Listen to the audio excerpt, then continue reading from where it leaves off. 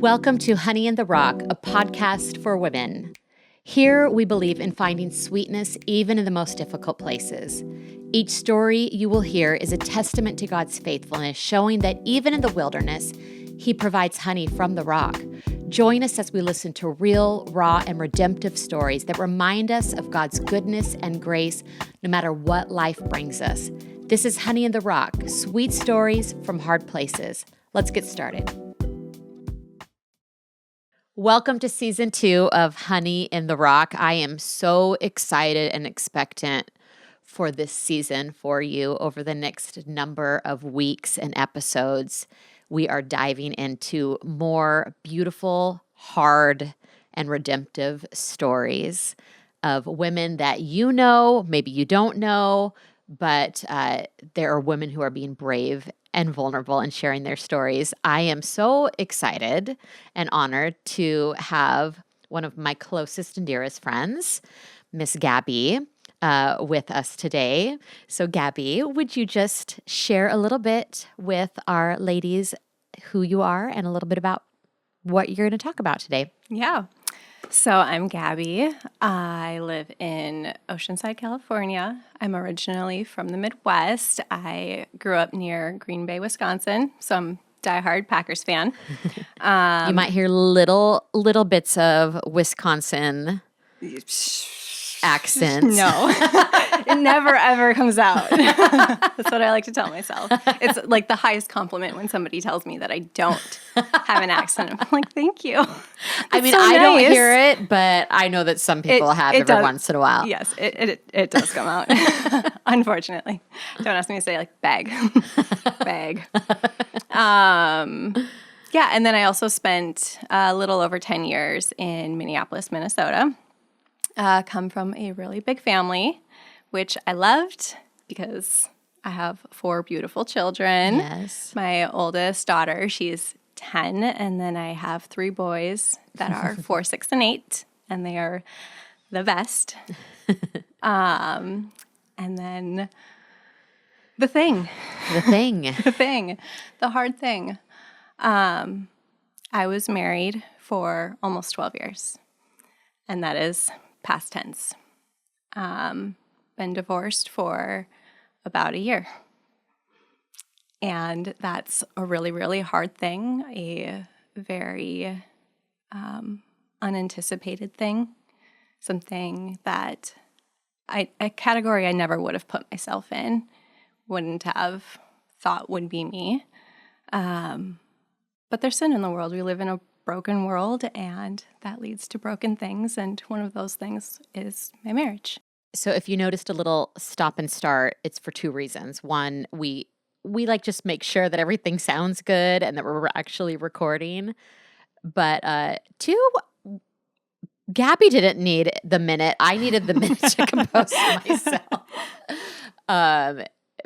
Having been and being her friend and having walked through this last year with her, I know like what a moment that was to say. Yeah. Like, because you haven't told hardly anyone. Right. Yeah. Like really, for some of you at our church that go to our church right now, like really, I mean, there's like a handful of people who know that you are divorced. Mm-hmm. And for almost a year. I mean, by the time this comes out, it will be just a few days away from a year. It's so wild. Anniversary, is that what you call it? I don't know. Anti-anniversary. Anti-anniversary, I don't know.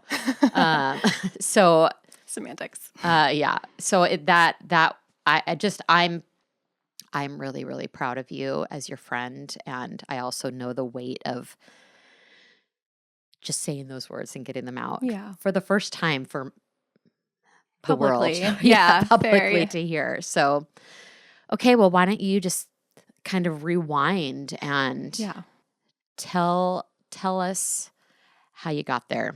How did we get there? We could go way, way back and just note that early on in our marriage, there were some things that came up, and we dealt with them.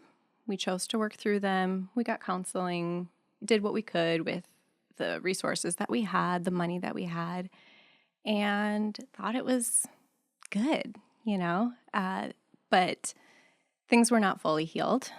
And that was a cloud over our marriage. It was still there. Yeah. It was something that just wasn't fully healed. And then you fast forward into year 10 of marriage, and that's when everything just Hit the fan. I learned some things about my husband that were devastating, literally devastating. And in a moment where I would have sworn to you that I would have automatically thrown in the towel and just have been done, I had overwhelming peace. Quite literally, peace that surpasses any understanding. It didn't make sense. I felt really calm, and I knew that I just needed to pause and not make any decisions right away. Yeah. So that's what we did. And I didn't know what I was going to do. I didn't know if we were going to stay together. I didn't know if we were going to part ways.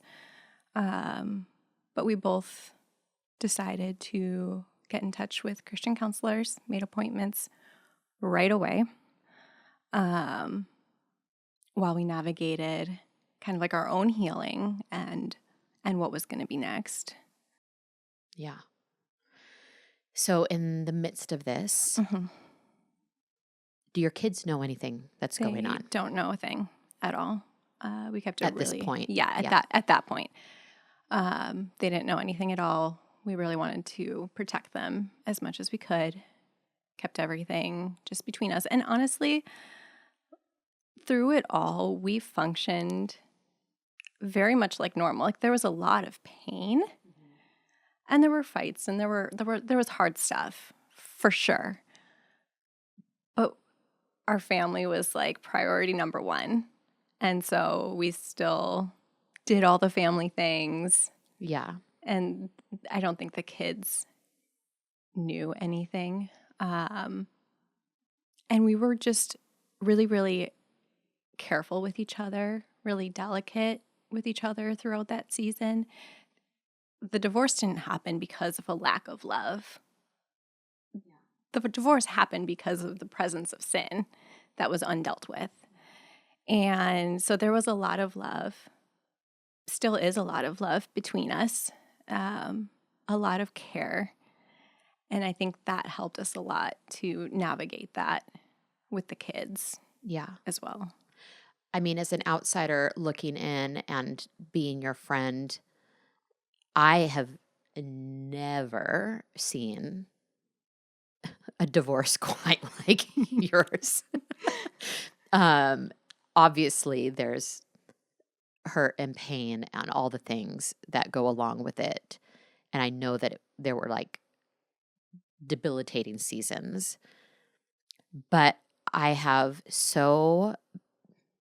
and I've told you this, I've been so in awe of how you have navigated this whole thing. Like, it's just been phenomenal to watch. And when I say that, I mean, like, not that people who get really ugly in a divorce are, I mean, I'm not saying that that's a bad thing. I mean, it is, people have their own expressions, and Right.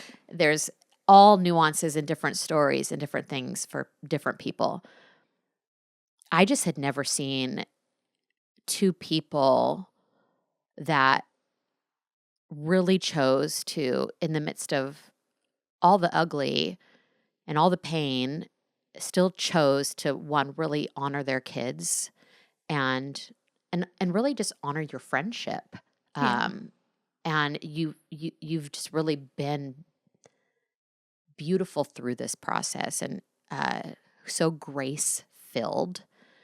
And it doesn't necessarily mean that you always felt grace filled, but Yeah. you have, I would say, like, the majority of this time, you've had such a beautiful perspective from the Word, from the Lord, through your therapy. Like, it's just been really like amazing to observe. And I obviously don't wish anyone to go through divorce. Yeah. But if they end up finding themselves in a similar situation, man, like you're the you're the poster child, Gabby, like, of doing it so God honoring, and it's just unheard of. Like it's just I've never never heard of anyone doing it quite like you guys. And I remember you telling me that at the beginning. It's like you guys were like we've been told the counsel, we've read the books, we've seen like what you're supposed to do and the normal way of doing it, and we've had to just determine like it's okay if we do it different and it doesn't look like anybody else's divorce. Right. Kind of walk through that whole process if you want to. Yeah, absolutely. I think for me, the biggest thing was like I already had a very clear understanding that someone else's sin, someone else's struggle is not on me. Yeah. Like that's theirs. So I feel like that gave me a leg up in order to give grace. Like this, all of this happening has nothing to do with me. Which is amazing that you took that stance and had that truth. Like, Yeah. and where did that come from? Like, where did you didn't just happen upon that? Yeah. Combination of things. I mean, one, just God, right? Like that's just like a gift Yeah. from God. I didn't do anything for it. You know, it's relationship with God, you know, like the closer to him that you are, the more the way he would respond comes out through you. Yeah. Right. And then the other part is probably like my parents. Yeah. They have a beautiful marriage, first and foremost. Their entire life has been marriage ministry. And so I have a pretty deep understanding of all the things that people can go through and what can happen in marriages and just the actual truth behind it. Like I already know that if something happens, like it's probably not your fault. It would have happened with or without you. And so not having to carry that as part of my identity or something that I needed to work through was for sure something that was a huge blessing. Oh, huge. Huge blessing. Like you said, I didn't necessarily live out every single moment with grace. You know, like there were really, really hard days. A lot of days where I screamed. A lot of days where I sobbed myself to sleep and begged God to like why? Yeah. Like why did this happen to me? You know, really just wrestled with that because, you know, like I did everything right by the book. You know, I saved myself for marriage. I read all the books.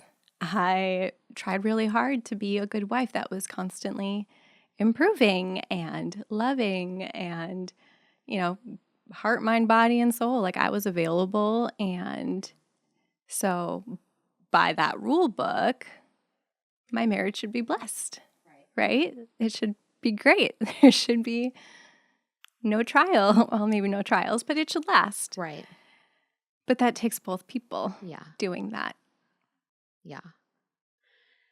How was it? I mean, you said your parents were in marriage ministry, like basically your whole life. Yeah. What was that phone call like? Yeah. To your mom? It was hard. It was really hard. My parents, like right off the bat, I will say, like they are so supportive. They are proud of me. They love me. Yeah. We have a great relationship. But as I walked through this, I really did struggle with feeling like I was like a disappointment. Mm-hmm. Now here's where I'm going to cry.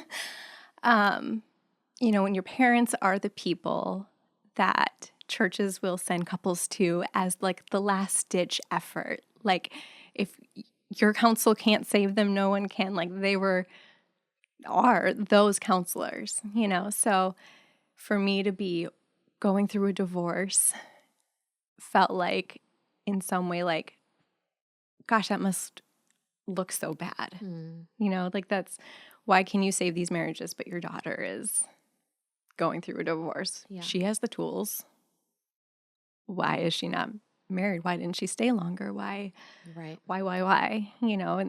And that's an attack of the enemy. And Yeah. I shared that with my mom. And of course we sobbed on the phone with each other. And of course she put that, Put that to rest. to rest. And, but it's a really, really hard thing to just kind of feel like you failed. Yeah. Yeah. Well, I mean, he has a name, and the name is Accuser of the Brethren. So, Right. of course, he's going to throw all of those accusations at you. Yeah. And especially, like, I think when, like, good girls,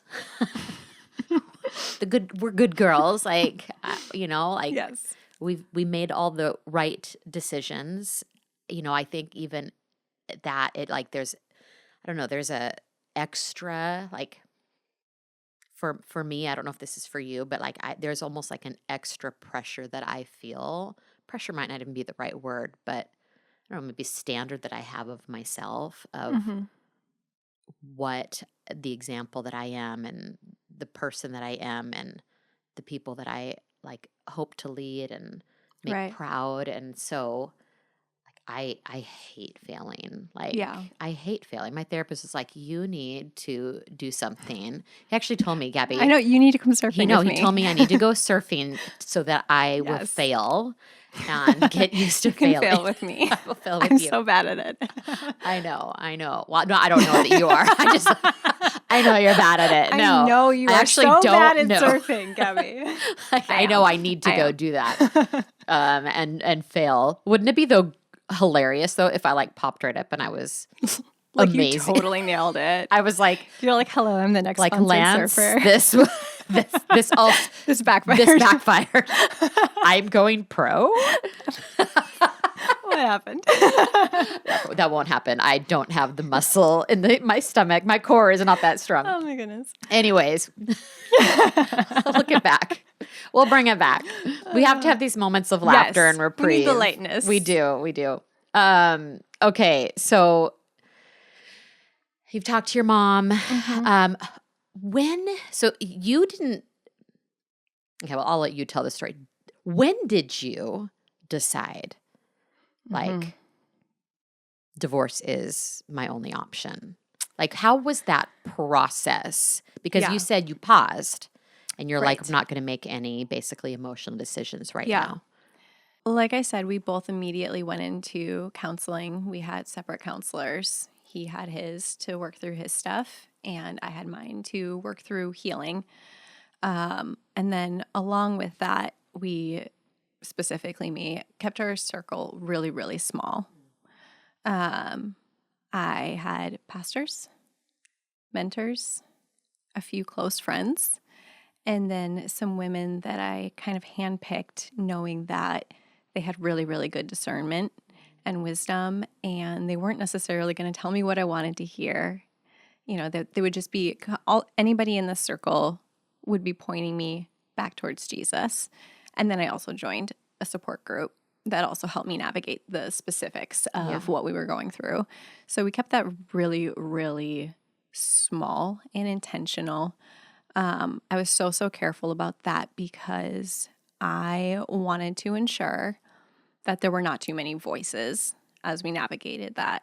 Yeah. Like, I wanted to make sure that I could hear God. Yeah.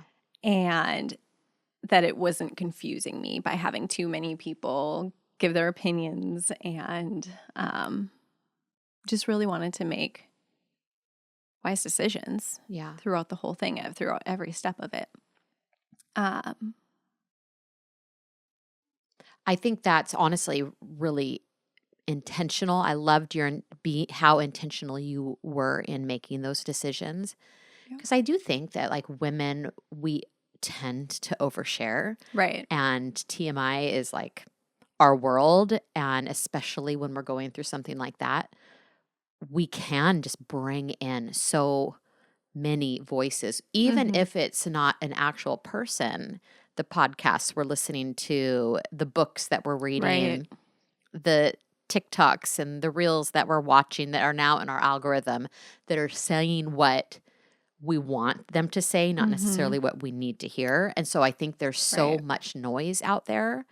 And when you are walking through such a tender crisis, whether it be divorce, whether it be like Raquel last season, cancer, Yeah. you both in different ways made your circles intentionally small, not out of isolation, Right. but out of really saying, I need to protect my faith, my journey, and being able to make sure that I'm hearing God through it all. I just think there's so much wisdom in that. Yeah. And I think we could all, like, as ladies, maybe just take a pause, take a beat, like, before we go blast it out there. I think there's even wisdom in waiting to even share testimonies Right. until you're not bleeding anymore, until there's like Yeah. scar tissue, right? Yeah. Like, I think it's okay to obviously cry when talking about your story, but if it's crying because it's still so Absolutely. raw, Yeah. it's probably too early to share publicly. Yeah.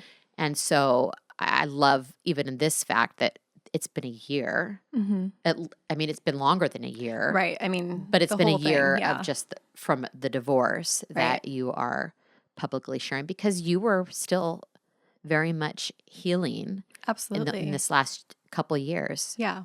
So you kept your circle small. Kept my circle small. And side note, if you did listen to last season and listen to Raquel's story, that was happening. Her cancer journey was happening at the exact same time. Yeah. So we were. And then I have my own story that I can't Right. talk about. And we were just all leaning on each other and bringing lightness to each We other. were. Like, it made such a huge difference. Oops, I touched the cord. Huge difference. Huge difference. We to were have all that going lightness. through the worst hell of each of our lives. Yes. And But we were doing it together. yeah, it was it was a gift It from was. God for all of us. Yeah. And I think too, it'd be one thing if we were like going and we were just trash talking and trauma dumping the Right? whole time. No. But we weren't just doing that. No. It was so encouraging. Yeah. It We was were so lifelines. encouraging. Yeah. Yeah. It's good to have some really great girlfriends that Needed. love Jesus that you can be Yeah. honest with. And there was even a season that you were honest with us Mhm. without disclosing what was actually happening. Yeah. Which is also okay for people to do. Right.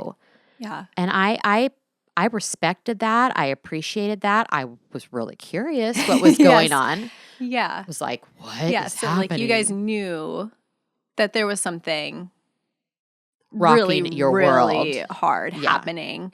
But I wasn't ready to share the details. I Right. really, really wanted to respect his privacy in all of it Yeah. as well. You know, I'm like, I'm not going to share his story Right. without his permission. And so that was really delicate for me to maneuver and to figure Yeah. out what to share and when. So when I did finally share with my close friends, it was with his blessing. And we were in a place where we kind of knew more what was happening Yeah. and where we were. You know, we weren't quite to scar tissue, but we were starting to scab Yeah. over a bit. Yeah. It's a good healthy scab. Okay, we were good, healthy scab. We weren't bleeding out. Yeah, for sure. Okay, so how long was this process between like D-Day and Mhm. then you discovering, or not discovering, you deciding like this I need to file? Some more bad things happened. And I went to my counselor and I said, here's what happened. I don't feel like I can continue down this anymore. It no longer feels wise. It no longer feels safe for my heart. I think this is the breaking point. And she encouraged me to take 24 hours to pray and fast. She fasted with me for 24 Aw. hours, which is insane. Like, Everyone's going to want your therapist's right? name. Just text me separately if you're local. I will recommend her all day, every day. She was so amazing. Wow. You know, like just willing to fast and pray with me, to get into the trenches with me and be like, let's pray about this. Yeah, that's a huge decision. So we did that, and I had a lot of peace knowing that this was the decision I was going to make. I was really, really scared to make that decision. I had a lot of fear about making the wrong decision in that season. There's like multiple things I could say about this. There's that part of me that I just like didn't want to get it wrong. I'm like, I didn't want to disappoint my parents. I didn't want to disappoint God. Like, do you want me to persevere through this? Right. How long do you want me to persevere? I can do it. I know Right. that I can do it, you know? And I want to be that woman that persevered and who, you know, saw the restoration and the healing and has this great story. And that's something that was like my sin that I had to like figure out, you know, this like pride that I had to die to. Like, I can persevere, but that's not necessarily what's the best or most loving thing for me to do in this situation at this point. Yeah. And so I accepted that. During that time of like prayer and fasting, I also had this vision, and I think about it all the time still because it's so loving. I was standing on the edge of a cliff, and I was so scared to take a wrong step. I knew that no matter which step I took, like my life is impacted, my kids' lives are impacted, no matter what. There's like, I'm in this, no matter what, it's scary. And I felt like God told me, just step out. Just step out in obedience. Just move. And so I did. And in this like vision, as I stepped out over the edge of this cliff, I didn't fall. I found myself suspended by a cord that was held by the hand of God. So there was never, ever a situation in which I would have fallen because he had me the entire time. So beautiful. And so I think that really just brought me comfort as I had to make that decision and decide enough is enough. Came back with my therapist, and she had also sought the counsel of her own pastor without keeping everything anonymous, of course. No violations were made. She's legit. But just said, you know, here's the situation. And we just kind of like all agreed, like, this is the right move for At the right time. At the right time for these circumstances. Yeah. And so I filed. Whew. Did David know that you were filing? Have we said David's name? I don't know. Oh, like, I mean, is it okay to say his name? We can say his name. I was like, I think you did, but okay, did David know that you were filing? He knew I think he knew I was at a breaking point. I waited until, so it kind of worked out. I had called my therapist, and then he had made an appointment, or maybe he already had an appointment. He had an appointment with his therapist. And so after I had made the decision, I waited until he was in his therapy session to tell him so that he would have the support of his therapist to help him navigate. Which, again, is so very kind of you. So gracious, so beautiful. It's just saturated in love. Like, it's just so beautiful. I mean, like, we hear of people getting served at like the weirdest and most awkward places, humiliating places. Right. I think it's another just testimony of how gracious you are in all of this. So you were like, I'm going to serve him while he's at his therapist so that he has someone to help him. The actual serving was in the courthouse. We had to find a stranger to do it. But we're like, excuse me, can you hand this to him, please? This is so weird. That is so weird. How do I do this? Wow. Yeah, I mean, like I said, like I didn't have animosity towards him. I was disappointed. I was hurt, deeply, deeply hurt. and was learning how to set boundaries to protect myself. But never once did I ever have a desire to hurt him back, because I knew that the ways he was hurting me weren't intentional. Like it was his own stuff. It wasn't malicious toward me. Right. You know, it affected me deeply. It definitely hurt me, but I knew that it wasn't malicious toward me. And so I didn't ever have the desire to hurt him back. You know, he's somebody that I have fully loved with my whole heart, like truly, and wanted to continue to love. I told one of my friends as I was navigating, the divorce, because she had mentioned kind of the same thing, like, it's just so remarkable, like, how you've honored him through this. And I was like, honestly, like, when I made my wedding vows to love, honor, respect, for better or for worse, until death do us part. I didn't say until divorce do us part.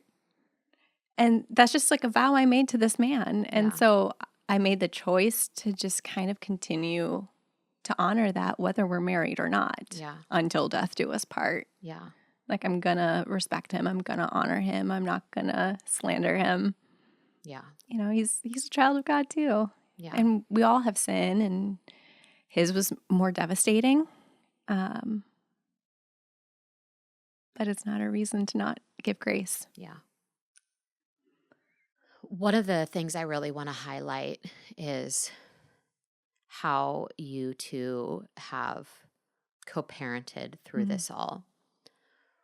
When did, and I'm asking questions that I know the answers to, but when did your kids, 4 kids from age 4 to 10, when did you tell them, and what did you tell them? Yeah.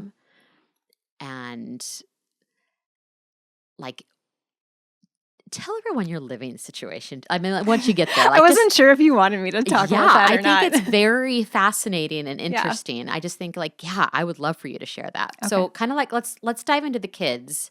Like, how did you approach that with them? Did you do it separately? Did you do it together? What did you say, and how did they take it? Yeah. So that one was really, really heavy for me. I think for him too. But obviously, no parent wants their children to be children of divorce. Yeah. It's one of the things that made it hard to come to that decision. You know, I'm like, there's a zero way that this won't affect them on some level. And I hate that I can't protect them from it.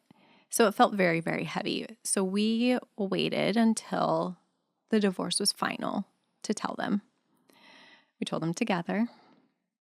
And it's like a 6-month. Yeah, it was a 6-month process to the actual day that it's official. As long as there's no like going back and forth and fighting through it, it's 6 months cut and dry. And we had no issues. Like, we filled out everything together, filed it together. Yeah. We weirded out the people at the courthouse. I'm like, please tell them that. I think it's like it's funny, but also. Like, we can laugh now. Yeah. We can laugh now. We are at a place where we can laugh. Yeah, so many things. There was one point where we were going through, so we went through, like, there's like family law facilitators that you can use. And so we went in and we're like, okay, is this all filled out correctly? And, they kind of take you line by line. And the facilitator was like, are you like for real getting a divorce? Like, this is just like so abnormal. Because we're like chatting, we're laughing, like just. You're friends? We're friends. Yeah. He's like, this is just so weird. Like, are you sure you want to do this? And David was so sweet. And he was like, honestly, she's great. I'm not. We have to do this. Like, aww. He took it on. Yeah. Again, a testimony to how you guys have navigated this with such kindness towards one another. It's confusing for people. And I think it will continue to be, we're getting sidetracked, but I think it will continue to be confusing for people because I'm not sharing the details. Yeah. I want to really respect our privacy in it. Nobody needs the details. No. Yeah. We know, God knows. Right. I know it was the right decision. The nitty-gritty doesn't matter. But I know that can also make it confusing for people. I've had people be like, I don't understand. You get along. Things seem fine. Right. Why are you divorced? And it's like, You're just going to have to trust me. Yep. That's between us and God. Yeah. You know? Yeah. Okay. So kids. Yes. Back on track. So our kids, at that point, they didn't have a huge concept of divorce. They'd maybe seen it like once or twice in a movie. Yeah. So I really worried, like, how am I going to explain this to them without giving them details that they don't need, and in a way that'll have them truly understand it. And a couple months before the divorce was finalized, our son Will was climbing on the countertop. And he had been told literally the day before, don't climb on the countertop. You're going to break something. And yet, he climbed up on the countertop, and he's super tall. If you've ever seen him, he's super tall. And he stood up, and his head hit a glass pendant light. And this is a huge light. It's like 16 inches wide. There's two of them, just glass. He hit it. It must have cracked because it split into two, down to the countertop, and shattered into about 1 million pieces. And he panicked, and he ran off, screaming, I'm sorry, I'm sorry, I'm sorry, I'm sorry. I walk in, and I'm like, whoo. Those were nice lights. They were $300 lights each. We had just done kitchen reno a year or two before, so brand new, really nice lights. And it fell. It actually chipped our brand new countertops. We have since replaced everything. But when he broke the light, we were like, okay, like, you're sorry, but you were told not to do this. And so because you were disobedient, there is going to be a consequence.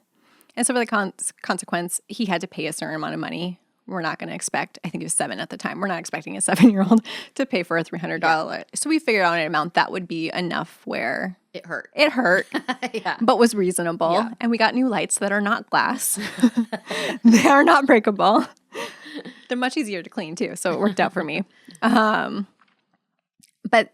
at that time, it really sucked. It's like, gosh, these are expensive lights. Yeah. But when it came time to tell the kids, it ended up being such a beautiful example that we were able to use to explain it to them. So the two of us together sat them down. David actually did most of the talking. He was going to own it. And, you know, he just kind of told them, like, listen, like, you remember when Will broke the light? Yeah. And he was sorry. Yep. He felt bad about what he did, but he did do something that was wrong, and then there were consequences. Mm-hmm. And then we told them the same thing is true in marriage. There are rules that you have to follow, and if you break the rules, there are consequences. And Daddy broke a rule, and the consequence of breaking that rule is that Mom and Dad are not going to be married anymore. And they had questions for sure, but they grasped that. Yeah. They understood. They really wanted to know what the rule was. They still don't know. There will be a time for that. But it felt like such a gift where I was like, God, like, He's in the details. You're in the details, and I'm here stressing as a mother about how I'm going to tell my kids this, how I'm going to put them through this. Yeah. And you care about them more than I do. This is part of their story now. Yeah. And you already care about the details and protecting their hearts in it and making it so it's like at their level. Yeah. And that felt like such a grace to me. When I was kind of like going through my notes and like thinking about this and thinking about that story, I was thinking about how it's sort of like like Abraham and Isaac. I was like so scared to do this thing. I didn't want to do this thing to my child. And of course, I'm not being asked to sacrifice them Right. like Abraham was. Yeah. But I was being asked to do something that I knew was going to hurt my children. And it felt like this like aha moment of like when you step out in obedience, God's going to provide. He's going to provide the ram. Yeah. He's going to provide the way to protect your children. He's going to care for them, and he's going to care for you. It's so good. It's so good. I can only imagine what feelings you had like the night before, like and then of course you've got like a little 4-year-old who's could probably barely even say the word divorce. Right. And I know there's been like cute moments or questions they've had random times in this last year. How are they doing? How are your kids doing? They're doing great. Yeah. Which leads us to our living situation. There was a lot of different routes we could have taken. We were just both very much on the same page that we wanted this to impact our children as minimally as humanly possible. Yeah. And we were still best friends, for all intents and purposes. We just needed this huge boundary. Yeah. And so we looked at a couple different avenues, and in the end we decided like we are going to continue to co-parent within the same household. We have separate bedrooms. We have really, really strict boundaries that make it work. That's probably been my biggest area of growth is learning boundaries. Yeah. Didn't have them before, really. Now I do. I know all about boundaries. And so for most of everything in our life, everything is normal for our kids. He provides, I homeschool and take care of our household and all the regular mom things. And that feels like a gift too, because my biggest desire in life was to be a stay-at-home mom. And that felt like something else that I was going to have to put in to a loss category throughout all this. And I didn't have to. Yeah. At least thus far. Like I'm not going to predict the future, but like I got to remove that from the loss category. Yeah, it's beautiful. Like I still get to be a stay-at-home mom. I don't have to miss out on anything with my kids because I'm split with them 50-50. Yeah. They don't miss out on us both being present in day-to-day life.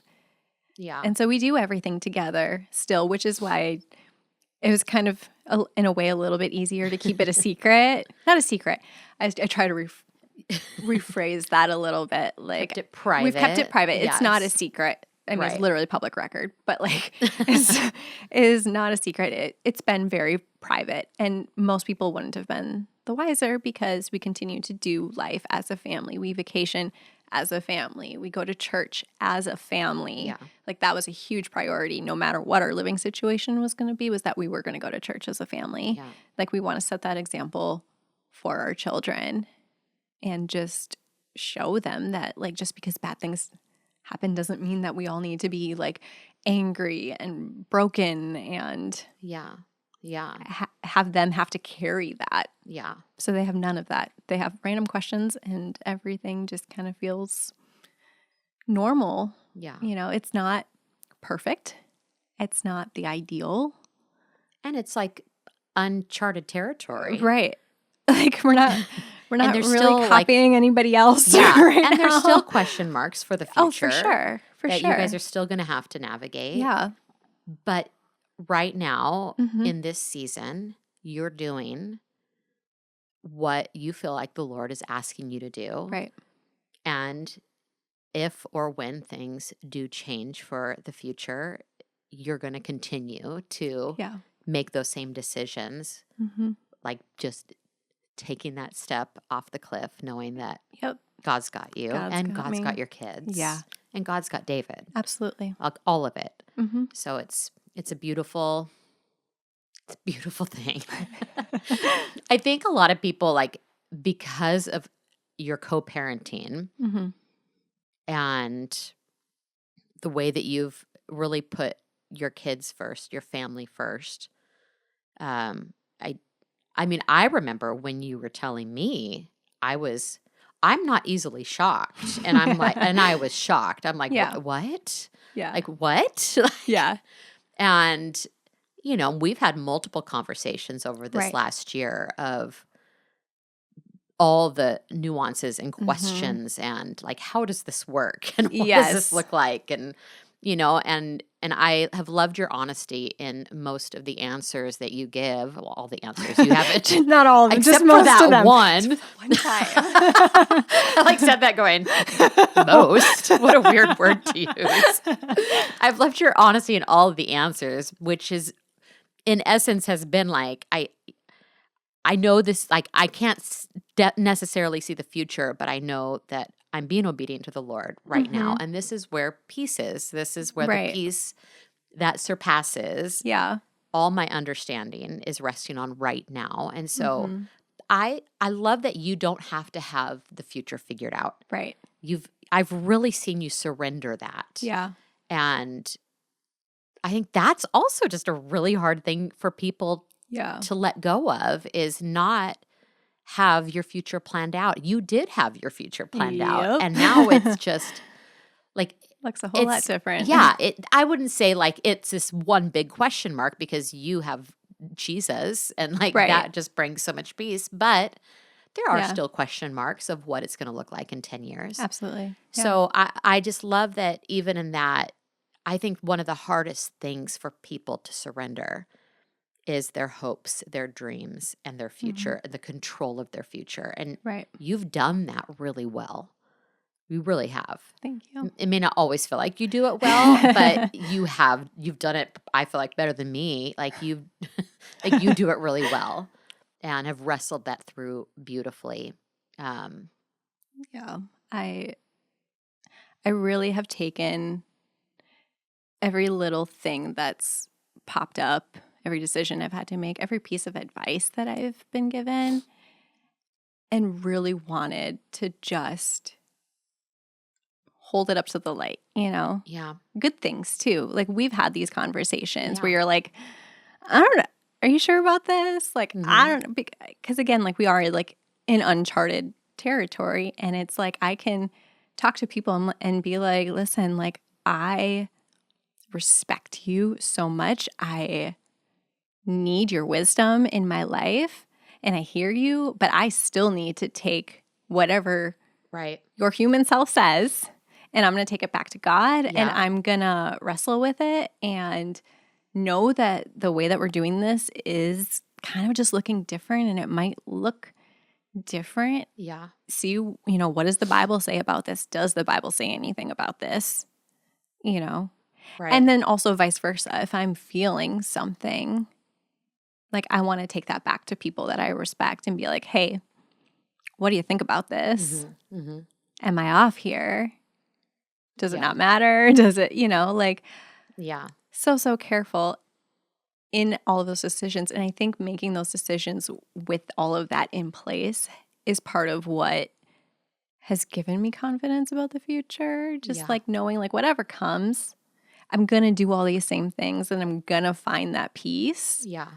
It's like you've built into your world like these really great safety nets, or like, on a road, what do they go? Barriers, like, Yeah. so that you don't Boundaries. yeah. Ooh, so that you don't go over. It's like you have these like Yeah. markers that help keep you in, I think, under the umbrella of grace, Right. and really in God's safety net, so that really you can't fail when you're there. So Right. if you have, I think this is good for people to hear, like, if you have godly counsel, if you have a connection yourself with hearing and knowing how to hear the voice of the Holy Spirit, Yeah. have your own discernment.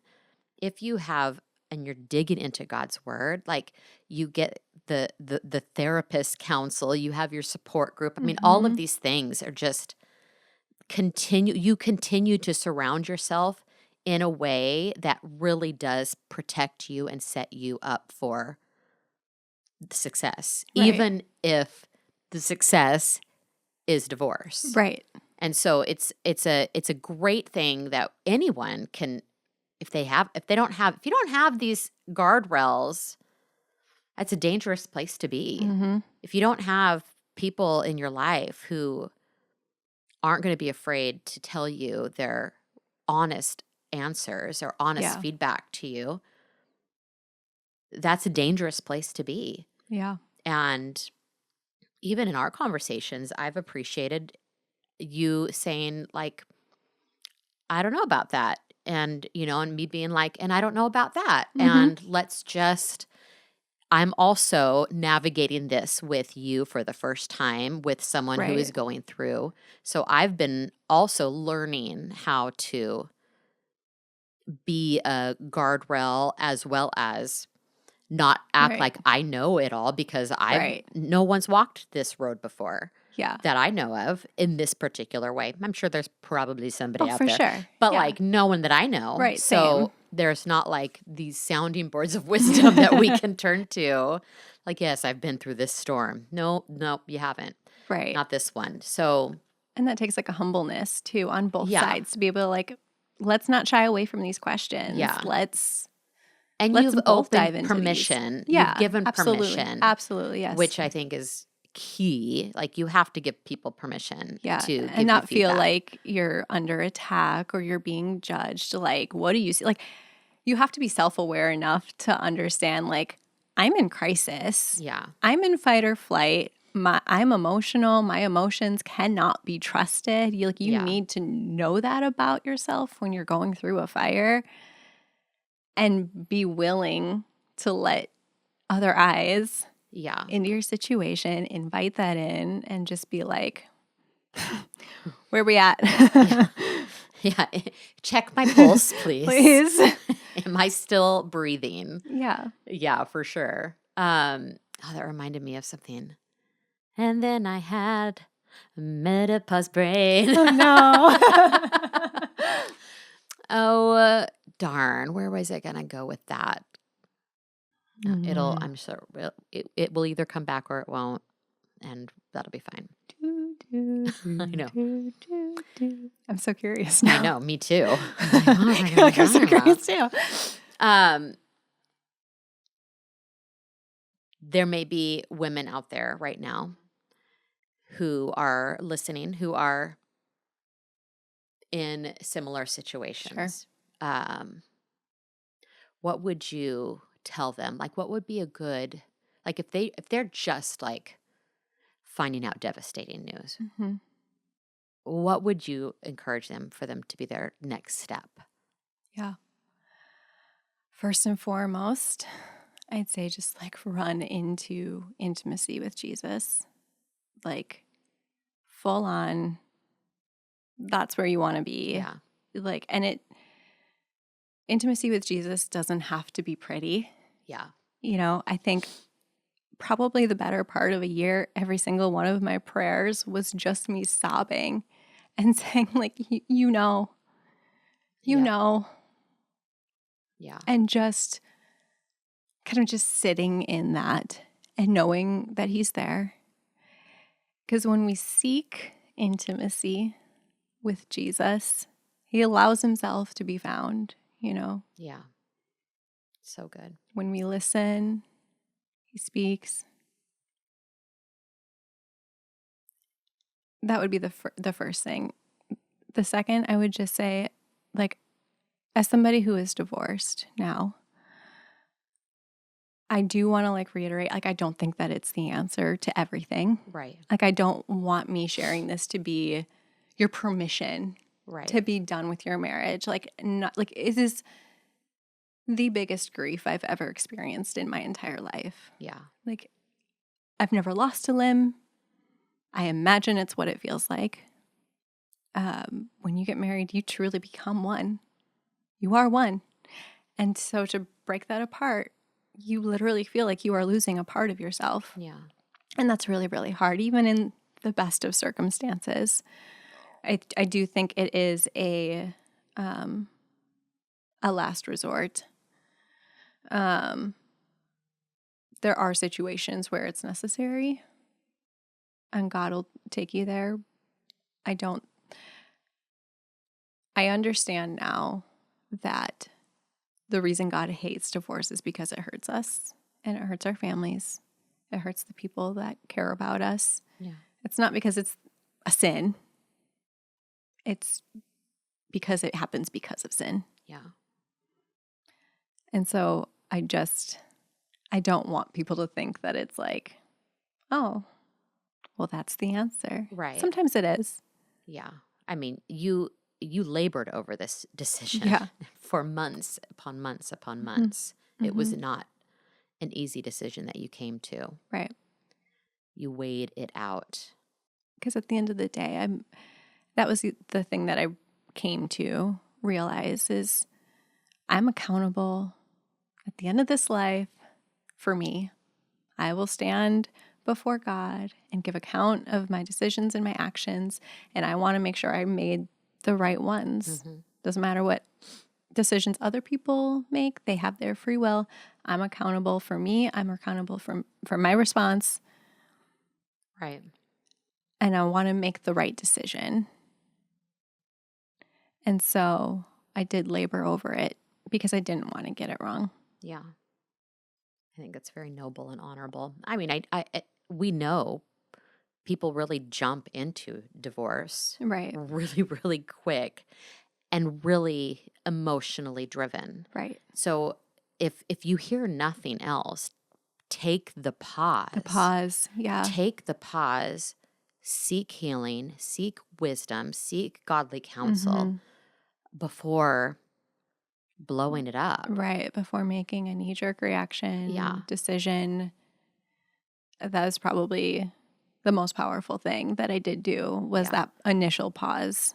Yeah, for sure. Like I need to breathe for a Right. minute. I need to find my breath, actually. Yes. For sure. Yes. As we are kind of nearing the end, Mm-hmm.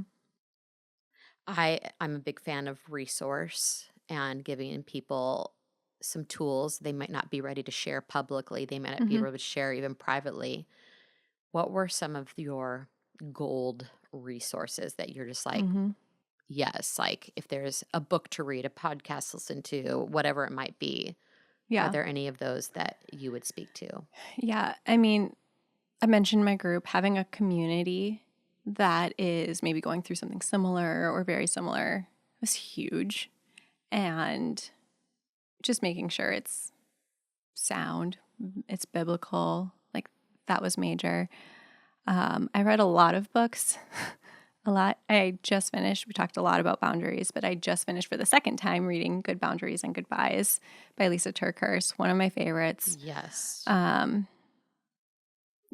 She also, it's so good. So good. She also has Bible studies that go along with that. So that would be a really, really good one to get into. If you go to Grace, there might be one next year, maybe. Yes. And let me just say, I read Good Boundaries and Goodbyes because of her. We were going through completely different things. And my story is completely different than Lisa TerKeurst. Yeah. And yet that book ministered so much to me. It can be for so many different types of relationships, friendships and family. And it's not just a book about divorce. Yeah, it's not. It's not. It spoke so deeply to me, helped me through my hell. So such a good book. Yes, and honestly, anything Lisa TerKeurst, she does a beautiful job. Yeah, she really does. She really does. I really enjoy her books. Yeah, you got me onto her. I'm a big fan. Yes. Yeah. Any other resources that you might be thinking of? That's okay if you don't have any. Just wanted to give that opportunity. Not offhand. Well, and a good therapist. Yes, good therapist, absolutely, hands down. Christian therapist, if you can. Yeah. I think something interesting that you and David did too is you found a group. You both found groups to be a part of that weren't even a part of our church. Yeah. And that was intentional. It was intentional. And yeah. I thought that was also just another safety thing as you guys were processing something very private Right. and personal. Yeah. And there was nothing wrong with that. right. It's okay to go out to other churches and use their resources. Yeah. While, and for sure, if you want to, you can use the resources within your own church, situation by situation. Right. Discernment is important, right? But we wanted a lot of privacy while we navigated it. So we just kind of dipped into other groups and found a place that had the resources that we needed. And Yeah. it ended up being really beautiful and perfect. And I don't regret a second of that. Okay, so kind of a weird question, Oh boy, I'm scared. but like, so if someone wants to invite you to something, do they invite you and David, or do they invite you and give you the opportunity? Like, tell people like how Yeah. you kind of want to navigate this, because now that it's going to be out in the open, Yeah. how do you want to kind of navigate this out with everyone? Yeah. I mean, for the most part, like I said, like we do everything as a family. So I guess it depends on the situation. Yeah.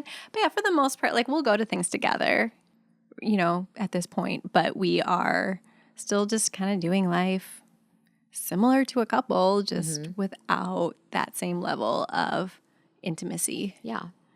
So for me, as a friend of hers, I will usually, if I'm like, want to have the family over for dinner, I just give her the invite and let Yeah. her decide Yeah. whether or not there's going to be an extended invitation. Yeah. And there always has been at this point. Right. Because at this point, like I said, like there's no animosity. Yeah. So like we're not like disqualifying each other from things that we would normally do as a family anyway. Yeah. And for the record, we love David. Yeah. Yes. And our families do things together Yes. still. And we laugh a lot. And we have laughed through this. Yes. This whole last year together as well. Yes. Privately and then together as families and couples. So, Yeah. you'll still see them if you go to church. You'll still see Yeah. them at church together. I think that will just be the shocking thing for people, Right. is because you two still look like you're a couple. Right. Without, because obviously you're not, but you still look Yeah. like you're a couple because you're doing that. And Yeah. so it's okay if you have a little like shock moment. I did Yeah. too. Yeah. And then it's just like, now you're just going to have to like get over it. And we know it's not normal. Yeah, it's not. But And that's honestly, okay. like normal's not great either. No. Like No, normal isn't great. Normal's not Normal great. divorces aren't great right, either. statistically, no, don't give me that. Give me this all day, every day. Yeah. So it's okay if like this is weird for you, but at the end of the day, it's really not about you. us. It's about David, it's about Gabby, and it's about their kids. We Yeah. have had funny moments in this last year where Really. where I'm like, Gabby and her David, Gabby and They the have rest children. of her family. If I'm introducing, it's like we'll just look You're at like, each other. This is Gabby. This is David. These are their These children. are their kids. These are theirs. And then once they walk away, we look and we just crack up because we're like, we don't know what to say. That's one of my favorite things, like about being able to do this podcast, is to be able to like come out of that season of not Yes. knowing what to say, because there's situations where you're like, oh, I should probably correct you. And others where it's Yeah. like, why even go there? Because I'm not going to give you the whole rundown. And Right. so you just kind of, but then I also don't like to be like disingenuine. Like Yeah. I don't want to be. Unintegral with Yeah.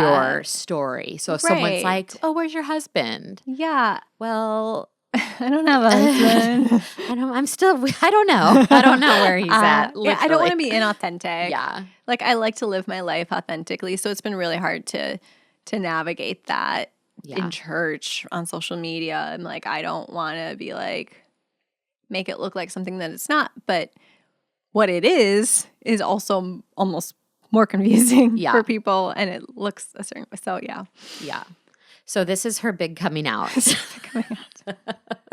So she doesn't have to tell the story to 5,000 people. Yes. And I love that. I love that you did this and that you are using the Honey podcast, which Gabby is a part of our Honey team lead team.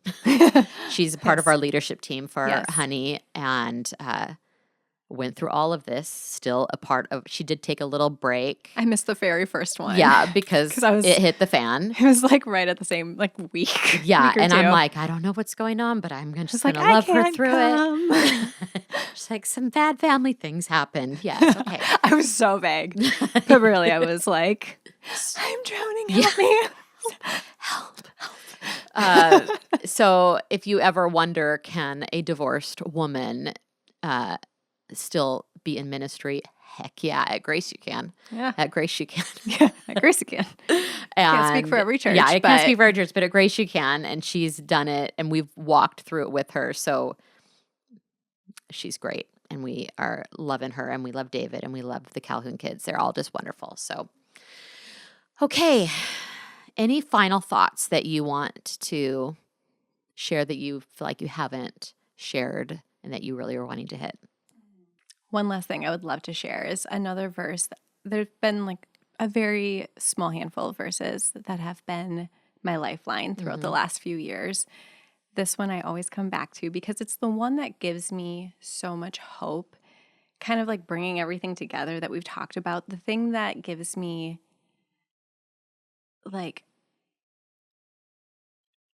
the point of not worrying about the future, that makes me feel peace about everything that has happened and assurance that God is in it. And I always come back to it, is Isaiah 43:18-19. Forget the former things. Do not dwell on the past. See, I am doing a new thing. Now it springs up. Do you not perceive it? I am making a way in the wilderness and streams in the wasteland. And so such a good verse. Such a good verse. And it's such a beautiful promise. No matter what your trial is, no matter what you've walked through and how desolate it looks and how broken it looks, don't even bother looking back on it. Don't be Lot's wife. Don't look back. Yeah. Look ahead. I'm going to do something completely new with it, and it's going to be good, and I'm going to make rivers and streams where there was once nothing. Yeah. Just death and destruction, and I'm going to make it beautiful and fruitful. Yeah. And it's going to be something completely different. And so I know whatever's in the future, oh my gosh, it sounds really beautiful. It does. I want that. Yeah. I don't want what's back there. Yeah. That sucked. I want what's ahead. So that is a verse that I think can bring hope. Yeah. If you are walking through the fire. It's really good. Well, on that note, will you pray for all the gals? Yes, absolutely. Okay. Heavenly Father, first and foremost, I want to thank you for being with us in whatever we're walking through. Thank you for your goodness despite our circumstances. Yeah. I want to lift up anybody that feels like they might be in a gray area and they're not sure what steps to take next. I pray that you would cast out all fear about the decisions that they have to make, cast out fear about making the wrong decision.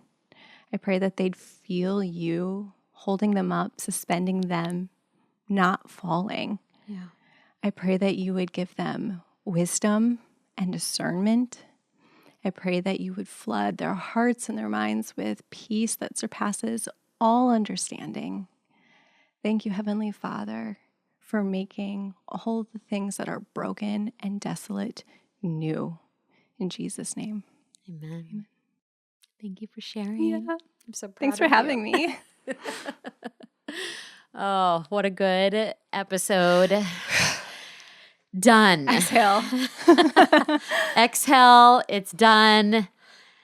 And Now it's in the Lord's hands. We I send it out. hope this ministered to you, whatever season you are going through. You may not necessarily be going through a divorce or anything to that nature, but I think we can all like find moments in this episode that we can relate to and call on the Lord and turn to him for intimacy and all the things that Gabby spoke about. Such wisdom. You probably need to listen to that whole thing again. You could do it on double speed so it doesn't take as long, but like such wisdom in so many nuggets that you shared. She's got tattoos like to prove like this is real for her. Not the best coping mechanism, but it is one that I used. Just gonna put that out there. I got to go with She her did. for one. I got the piece which surpasses Yeah, I know. on my body. And I love that I got to be there for that. Never experienced seeing a tattoo done before. Literally like, hey, do you want to come watch me get a tattoo? Yeah, sure. Here we go. All right. Well, we love you, ladies. We are praying for you. We are so honored that you chimed in and listened or watched this episode of Honey in the Rock. We'll see you next week. Honey in the Rock is a ministry of Grace Church in Oceanside, California. Follow us on Instagram and join our community at Honeys of Grace. If today's story encouraged you, be sure to subscribe, share, and leave a review. Reminder, God is always working for our good, even if we don't see it. May you find sweetness in your journey.